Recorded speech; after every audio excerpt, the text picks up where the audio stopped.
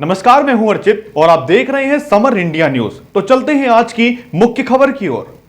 Supreme court में आज यानी बुधवार को हिजाब मामले में फिर सुनवाई होगी। कुछ समय पहले शिक्षण संस्थान में हिजाब पहनकर प्रवेश पर रोक लगाने के कर्नाटक हाईकोर्ट के फैसले के खिलाफ दायर की गई विभिन्न याचिकाओं पर सर्वोच्च अदालत में सुनवाई हो रही है। मंगलवार को सॉलिसिटर जनरल तुषार मेहता ने कहा कि कर्नाटक के स्कूलों में हिजाब पहनने का मामला अचानक या स्वतः स्फूर्त नहीं था, इसके पीछे गहरी साजिश थी। पिछले साल तक सभी छात्राएं स्कूल यूनिफॉर्म का पालन कर रही थीं। 2022 में पॉपुलर फ्रंट ऑफ इंडिया ने इंटरनेट मीडिया पर अभियान चलाकर छात्राओं को हिजाब पहनने के लिए उकसाया।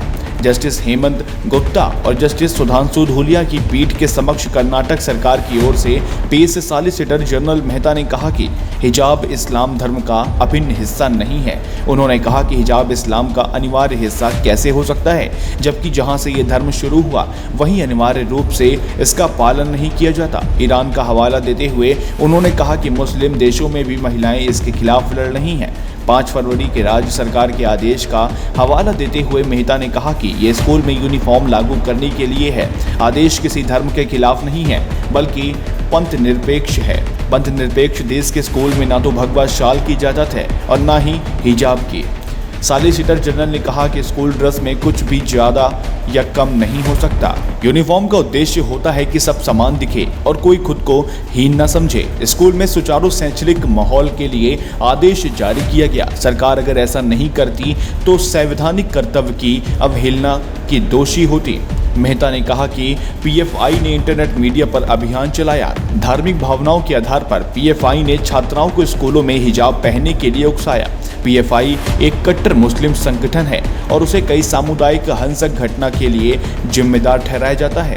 उसी ने हिजाब पर रोक के खिलाफ देशव्यापी बंद का आह्वान किया था। मेहता ने कहा कि यूनिफॉर्म को लेकर सरकार ने शैक्षणिक संस्थाओं को निर्देश दिया है, छात्रों को नहीं।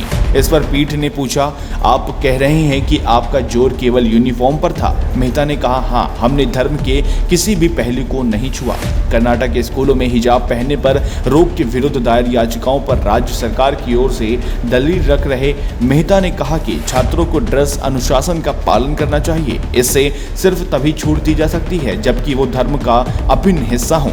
याचिकाकर्ताओं ने इसे धर्म का अभिन्न हिस्सा साबित करने के पक्ष में कोई साक्ष्य पेश नहीं किए हैं। इसके लिए कुछ मानक हैं, जैसे कि उस प्रथा का चलन अनादिकाल यानी धर्म की शुरुआत से ही होना चाहिए, सभी उसका पालन करते हों।